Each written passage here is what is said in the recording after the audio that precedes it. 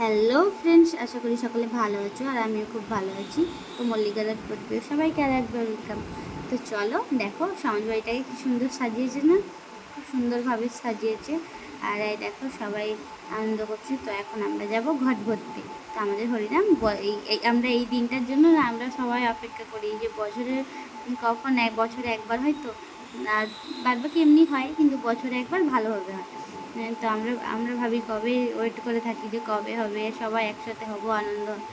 তো চলো এখন যাচ্ছি আমরা ঘট ভরতে। আর সবাই লাল পা সাদা শাড়ি পরছে, সবাই কি মিষ্টি লাগছে না। তো তারপর দেখো এই যে ঘট ভরতে গেছি সবাই মিলে। আর দেখো না সবাই কত আনন্দ করছি, কত মজা করছি, ভালো লাগে। সবাই মিলে একসাথে হলে বেশ আনন্দ হয়। আর তারপর দেখো ঘট ভরে চলে আসার পর সবাই এখানে প্রণাম করছে। তো চলো দেখতে থাকো, ভিডিওটা ভালো লাগবে। আর আজকে কিন্তু আমি সব ভিডিও একসাথে মিক্স করে দেবো। তো চলো এই যে ঘট ভরে এখানে পুজো হবে। হ্যাঁ, তো শুরু করে দিয়েছে পুজো করা।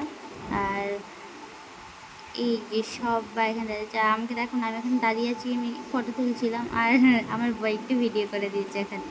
তো চলো এখানে রান্না হচ্ছিলো। তো এটা হলো তার পরের দিন।